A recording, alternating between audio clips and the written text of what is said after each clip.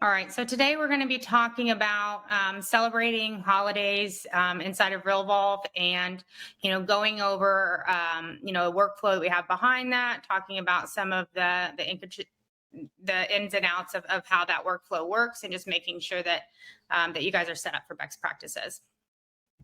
My name is Kendra Rouse. I'm in our premium services department, and we work one-on-one with you to set up your business processes, get your workflows started, and really set you up for success inside of Realvolve. A quick reminder, if you have not already done so, you should have received an email telling you to do your A2P registration. There is a deadline for the end of August on that. And so you really want to make sure that you fill that out. And again, you're going to fill out one form per user on your account. So if you have your account owner and you have two sub-users, each person's going to need to fill out that form. And the quicker the better, because there is an authentication process behind that, and you don't want your SMS to get shut off. So today, again, we're going to be talking about celebrating holidays inside of Realvolve. We're going to have a free workflow giveaway at the end, give you some information on how you can get some additional help and support. Check out our YouTube channel. We have a playlist for these office hours. So everything we've done in the past is there. And so you can go back and get additional training as you need it. These videos are also posted to our Facebook group, and you can find that at facebook.com/groups/Realvolve. So the workflow we're going to go over today by default comes with a variety of holidays. So there's New Year's, Valentine's Day, President's Day, Easter, St. Patrick's Day, Arbor Day, Mother's Day, Memorial Day, Father's Day, the 4th of July, Labor Day, Halloween, Thanksgiving, and Happy Holidays. All of these are completely customizable, and so you can take out anything that you wouldn't celebrate with your clients. You can add in things, and we're going to go over kind of what that looks like and how it's set up. So let's go live and take a look at that. So the workflow that we're going to give away today is your holiday workflow. Some of you may already have this, and even if you do, we should still good to talk about best practices. So inside this holiday workflow, these groups, what this is let's take a look at this on the front end. These groups allow you to leave things set up, but only decide what you're going to use at the time that you start it.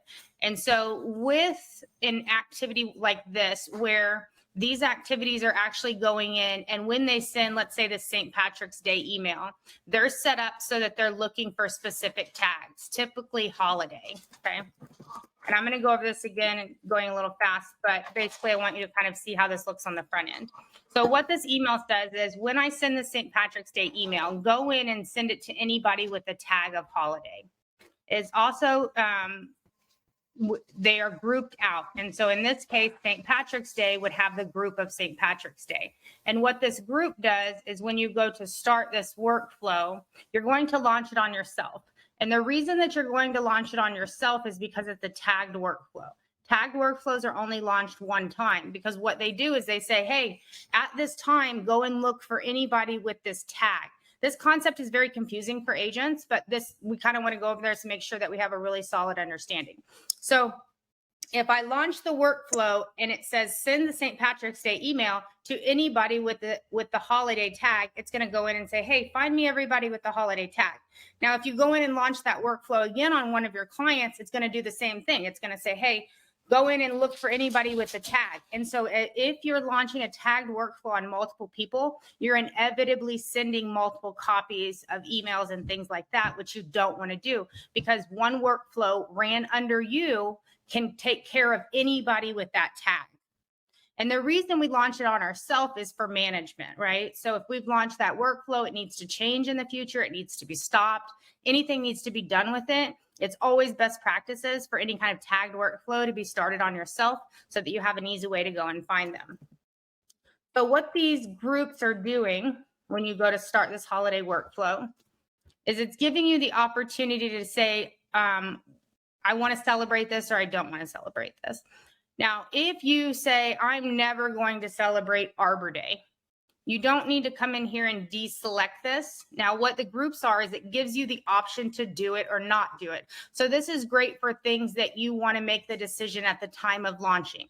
If you're going to say, hey, I would never celebrate Arbor Day, the better response would be to come in, find anything with Arbor Day, and just delete that activity out. So if you hover over it and you click on delete, you can delete, delete, delete, and get rid of anything that has to do with Arbor Day. You would also come up here under the groups and delete the group out. And so that way, when you launched your workflow, you're never going to see that. So the difference being, leave it as a group if you want the option to deselect it. If you are never going to use it, let's just delete it out as an activity altogether.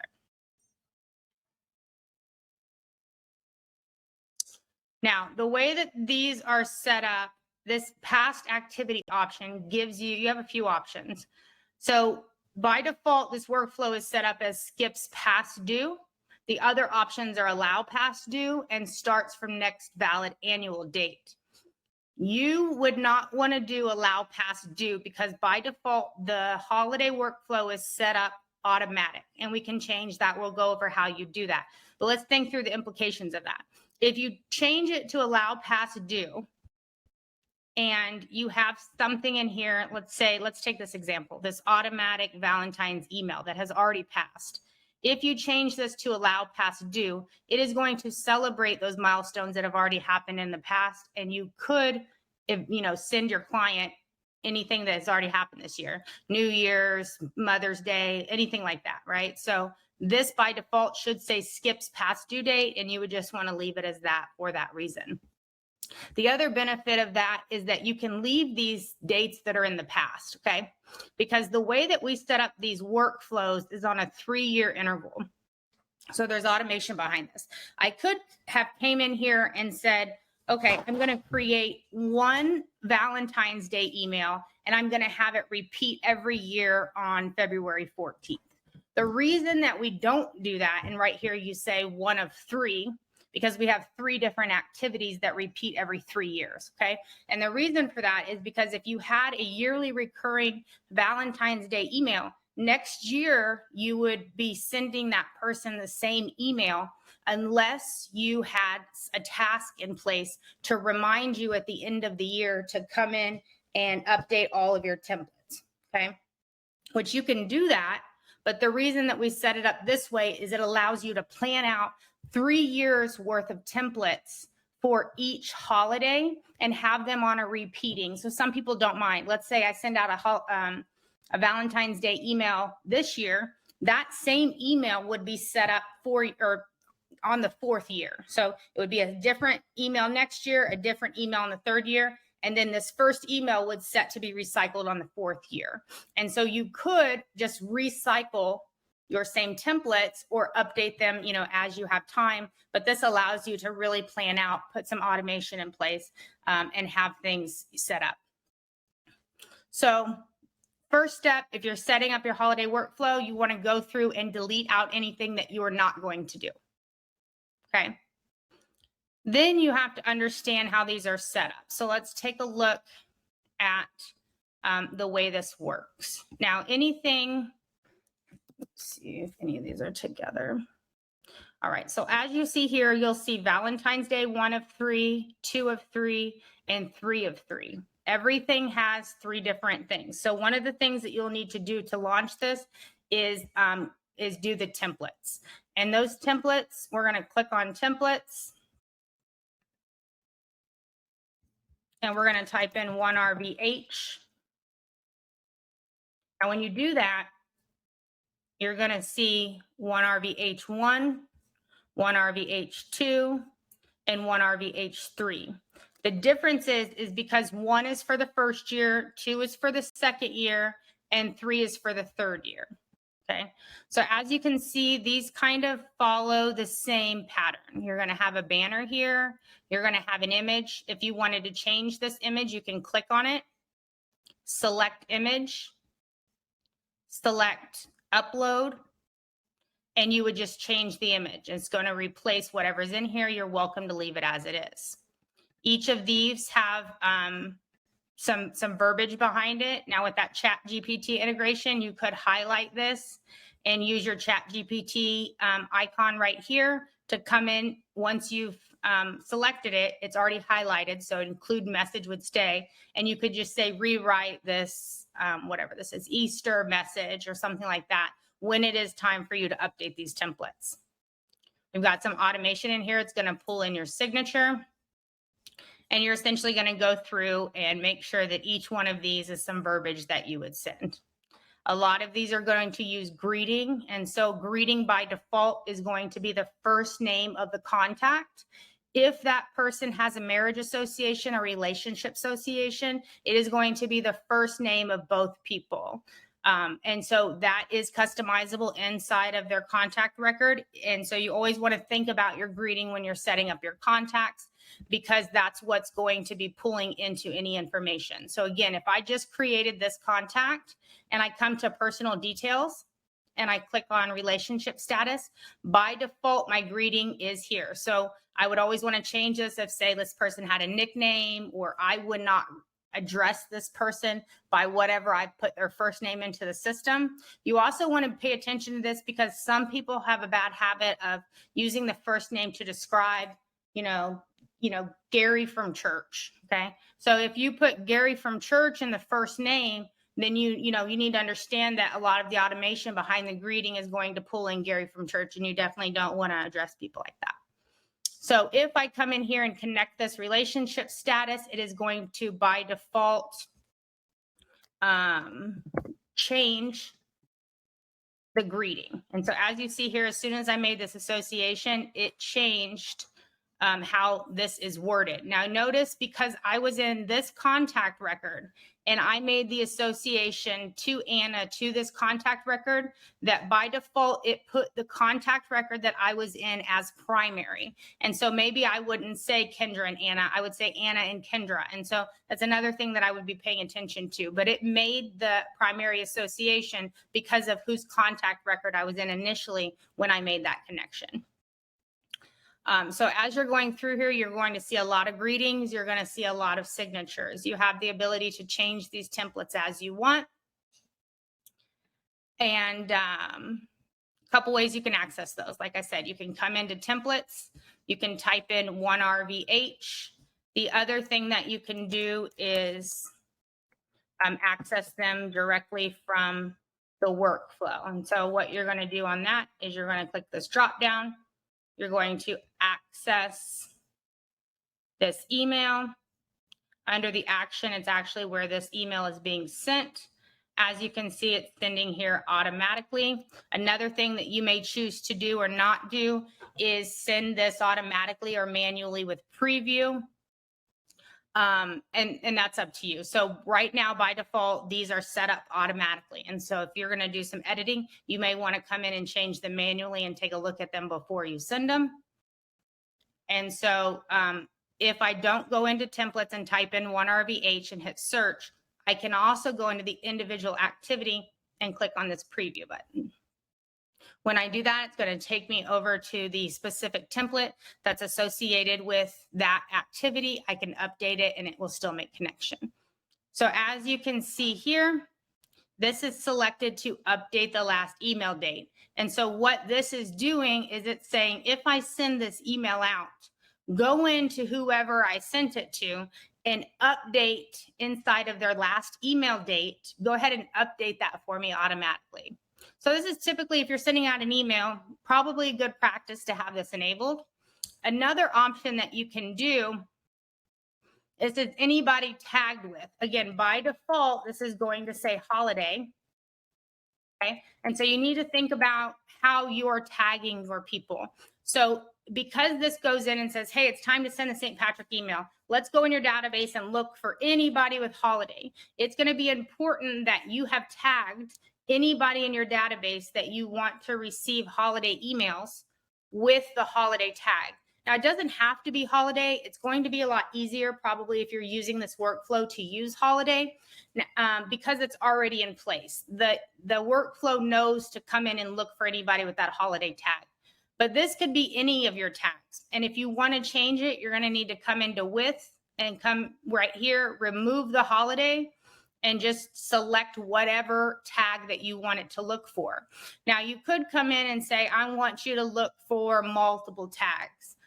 The caution behind there is if you have, let's say we've got Bobby Buyer, and Bobby Buyer has both the nurture tag and the long-term buyer tag, then that person could potentially get two emails because it is going to look and see, you know, who has that tag in that moment. So again, it's set up by default to look for the holiday tag, completely up to you to change that.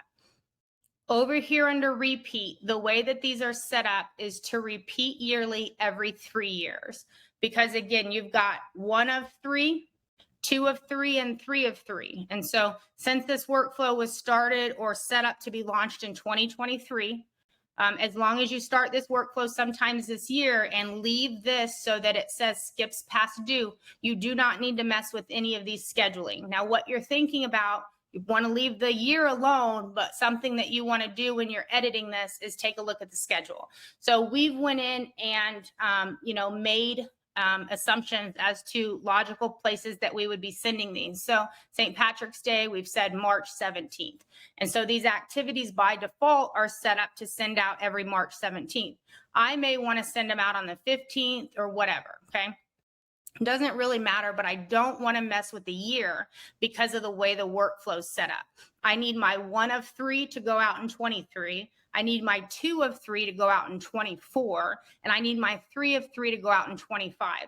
That way, when 23 goes out, it knows to cycle itself over to 26 because it's set up to run every 3 years. And so the automation is already in place with this. And so once you've done your initial editing of your workflow and your templates, all you need to do is come into your contact record.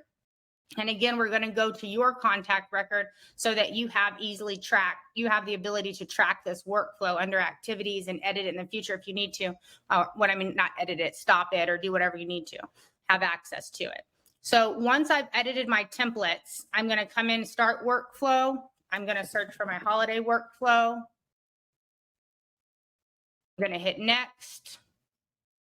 I'm going to assign whoever the record owner is. Now, if I have multiple people in my account, where this is important is this is assigning the task to that person. So let's say my assistant comes in and they assign it to themselves. This is essentially choosing whose signature it's going to pull in, okay? Because if my assistant assigns themselves as record owner and it's essentially assigning that task to them, when that email gets sent out, it's going to look for the signature of whoever is assigned this task. And so something to pay attention to. So you're going to assign this to yourself. You're going to hit next. Now, as you can see, all of these have initial dates associated with them. You really shouldn't have to mess with them. You're going to hit next. And then once you hit done, it's going to launch that. Now, let's say that I have came in and I have tagged everybody that I want to have a holiday tag. And my process is that when somebody closes on a property with me, they get added to my holiday workflow, okay?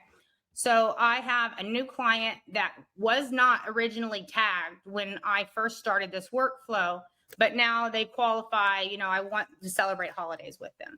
If I come in and I add the holiday tag to them, they now qualify for my workflow. And so what's going to happen is the next activity that's going to send out, that activity set up so that even if it was launched 3 years ago, it is looking at the date that it is due. So on the date it's due, it's going to say, hey, it's time to send this email. We're supposed to send it to anybody with the holiday tag.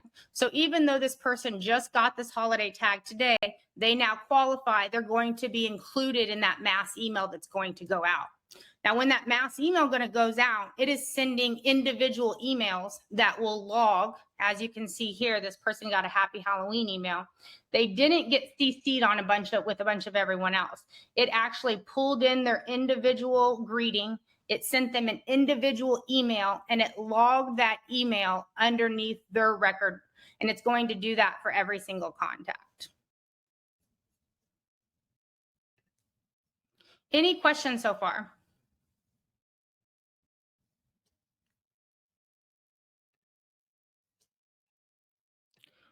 Once I've launched that workflow, I should be able to come into activities under incomplete, and I would be able to see any of the activities that are assigned or that are due. And so if, let's just say in the future, the way Realvolve's workflows are set up is that when you make, if I launch my holiday workflow today and I came in and I said, oh, I want to celebrate equinox or, you know, some other thing that I never had done before, the system's not going to know that. It's going to take a look at what that workflow looked like at the time that I had launched it. And so if you ever need to come in and stop your workflow, essentially hovering over an activity, clicking on the X and selecting delete all remaining is going to leave record of any activities that you've already completed, but delete anything that has already been or that is still set to be due. And then you could relaunch your workflow with the updates that you have.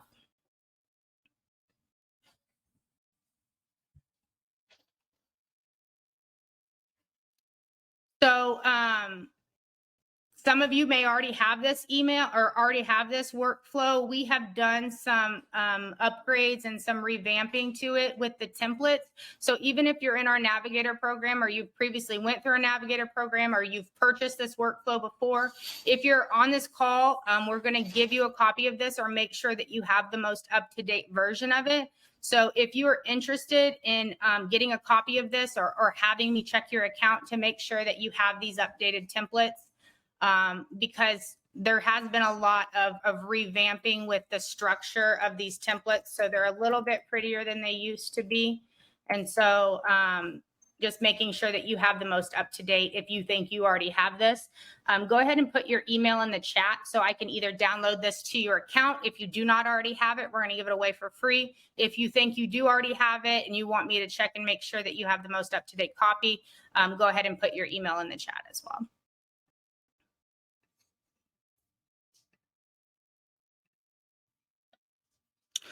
Okay, so our premium services department, I work in our premium services department. We have additional, there's no shortage of things for you to do as an agent. And so we want to make sure that you have additional resources and tools for training. Like I said, if you go into our Realvolve YouTube channel, there's playlists of all of these office hours. And so that's a great additional resource. But if you want to work one-on-one with somebody, either for 6 months, 3 months, or have self-paced program, we do have that, and you can go ahead and email sales@Realvolve to get more information.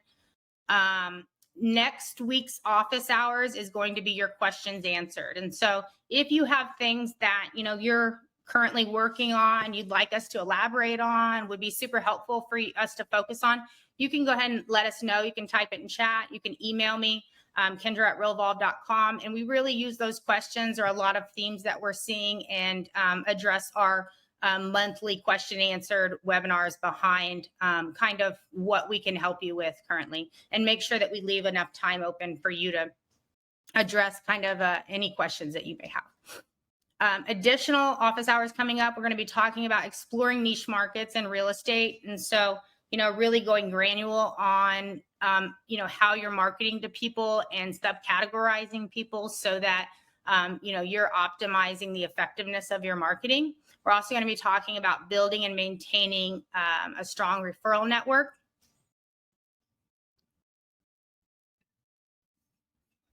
Outside of these office hours, once you're logged into Realvolve, you want to pay attention to your how do I. If you click on that and you type something in like set up a signature, it will actually pop up little walk me's that will say, okay, click here, now do this. And so that can be a really helpful resource. Submit a ticket. You're going to do that if you see something in your system that's not quite working as you would expect it to. If you click on help, it's a searchable database where you can see previous articles or questions and answers and get additional resources there. And then the contact us is a live chat during chat hours. Again, Mark's not on this call right now. He was losing power and he's in a storm. And so we are done a little bit early today, but I definitely want to open up and see, leave some time for questions. Does anybody have any questions on anything we talked about today? I do, Kendra. Yeah. I have a question. So What other workflows might you recommend using? Like, this is the first time I've really understood starting myself on one and using tags. What other workflows might you recommend doing that way, or types Tag of work. workflows? Yeah, so a lot of event workflows. And so one of the things that our premium services department is working on right now and getting ready to release is a suite of event workflows. And so you think about Pi Day or a holiday event, or, I think they're creating a series of like 12 different holidays, and Realvolve's getting ready to release some new merge fields that support those events. And so, anything that isn't, it's not client specific, Another thing that we may do that on is a branding workflow. I'm a fan of setting up a branding workflow using tags, because, you're wanting to say, these are the people that I want to get my face in front of. I'm not trying to convert you individually. I'm trying to brand myself or get, name recognition out there. So another one may be a recruiting workflow. And so I have agents that I'm targeting to bring onto my team. I can tag them as people that I want to recruit, and I can run a recruiting workflow on them as well. Any other questions?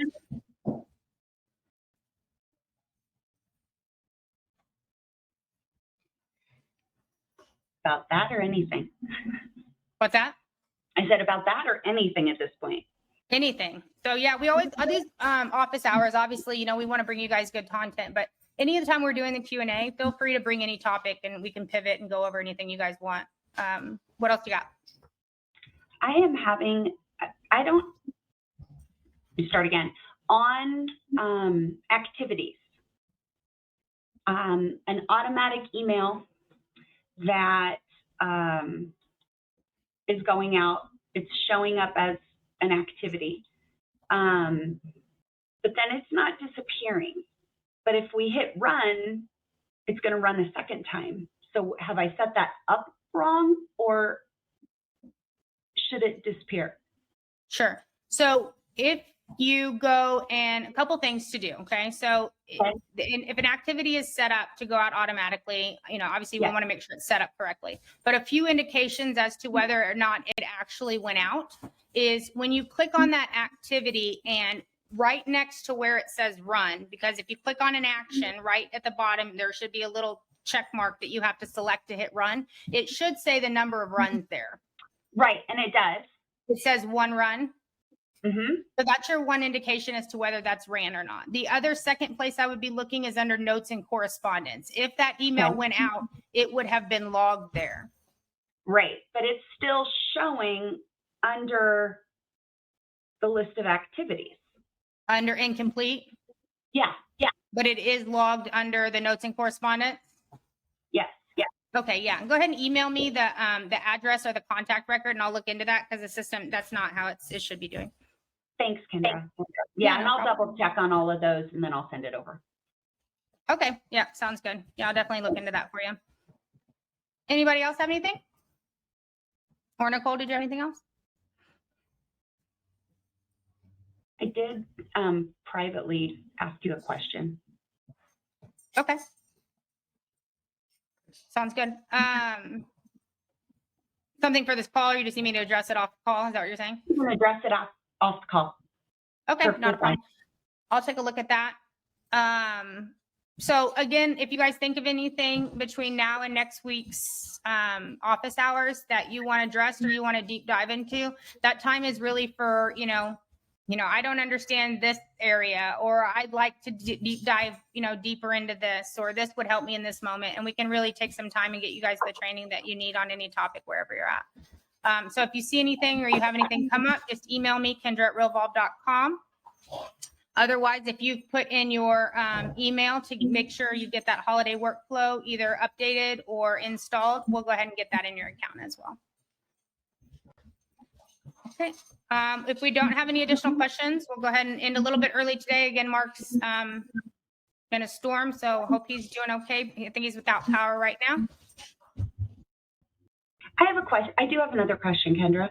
Yeah. Can you go over emojis in the app. In the app, Yeah. is it not pulling them? No, I'm gonna get there right now. I pulled something up to look at. I guess I don't understand, and I tried to look it up on the app training, and I didn't necessarily see them all. So I'm pulling up my app right now.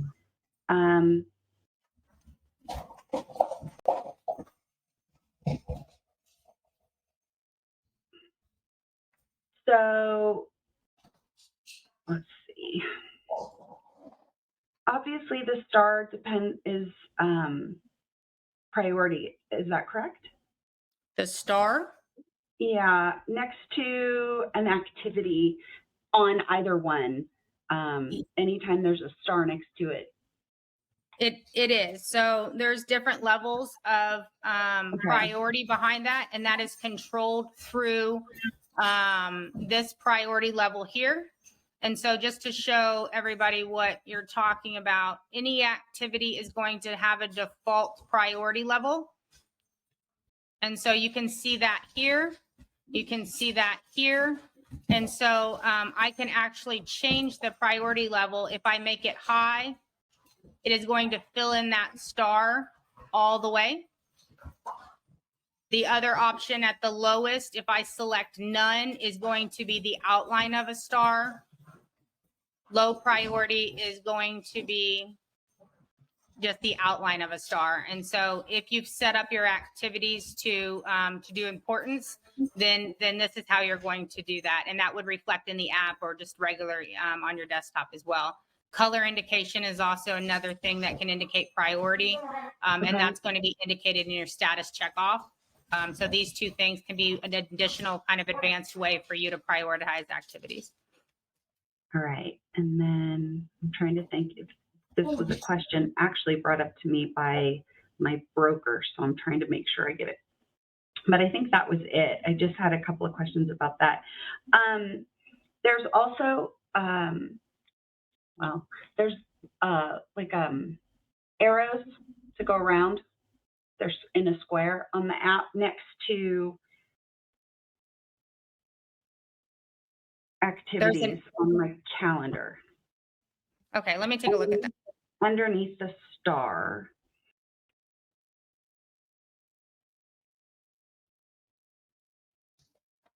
There's an arrow. Yeah, or if you look at even just choose an activity, it'll be up next to the star. And it may just, like, what in the world is that? Let me see. Thank you.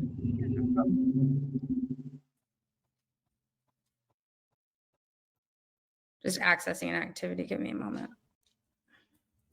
I think it means repeating. Okay. Thank An you. arrow? Two arrows? Yeah. Yeah, that's what it is. Yeah, and it kind of looks like it's going on repeat. Yes, and yes. Yeah, that's what this is too inside of your the activity. If you see this symbol here, yeah, and if you hover over it, it tells you this one's indicating that it's set to repeat. This one's indicating that it also has an action. An action. Thank you. Yep. No problem. And then you also might see, because I'm looking here at another activity, if there's a little piece of paper with a check mark on it, that's indication of a checklist. And then the very top icon is going to be your type. And so inside any activity, and I don't know if anybody can see. Right. You've got your to-do, birthday. Yeah. Email, call. Yeah. So what she's talking about is inside your app, you're going to see a series of icons on the right. The top one is going to be what type of call it is. And so as you can see, the top one here is a call. The bottom one is an email. The top activity has a priority of high because it's a full filled in star. We've also set it to be red to indicate high importance. The second one's going to be medium. You can see that this one has an action and a checklist, and this bottom one has the same. There's also indication of a document if it is, or an email attachment is to that as well. Any other questions on that? No, I appreciate that. Yeah, no problem. And if you're in the app, you're going to access any activities that you have due by clicking in the calendar, and that's going to give you access to any of those activities if you're not familiar with how that that app is set up. Anybody else have anything they want to go over? Okay. Well, I appreciate you guys coming on. We'll see you next week, and we'll get you that holiday workflow today. Thanks, Kendra. Have a great day and a nice week. Same. Bye, guys.